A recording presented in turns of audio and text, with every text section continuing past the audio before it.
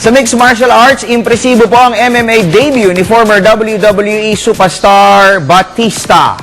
Katapat si veteran campaigner Vince Lucero. Nagrehistro ang 43-year-old Filipino-Greek ng first round technical knockout victory nito pong weekend. Naging mabagal ang panimula ni Batista sa laban kung saan tinamaan po siya ng ilang wild punches ni Lucero. Subalit napanatili po niya ang composure at nagawa niyang pabagsakin ang 300-pounder opponent.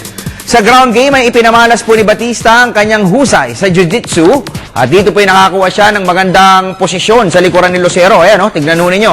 Yan ho yung kanilang ground battle. At dahil po sa kanyang walang humpay na unanswered punches sa ulo ng kalaban, napilitan na po si referee Don Miraliota na itigil ang bakbakan sa 4-minute and 5-second mark ng opening round. Ayan, pinagpupupupog na niya, pinupulbos na niya ng suntok yung kalaban. Sa isa pong post-fight interview, ganyan din yung katawan ni Boogie. Kaya lang yung kay Boogie malambot. Inamin po ni Batista na kinakabahan siya sa unang bahagi ng laban dahil nayanig siya sa mga suntok ni Lucero. Tiniyak rin ni Batista na muli siyang sasabak sa mixed martial arts pero hindi pa niya ibinunyag ang eksaktong petsa ng kanyang octagon return. So what do you think, you want to fight again? Something you want to do right away, or wait a little bit, or what are you thinking? No, I want to fight again, for sure. I think, it was a matter of getting this first one out of the way. The guys will tell you I was just so nervous, had so many butterflies coming out.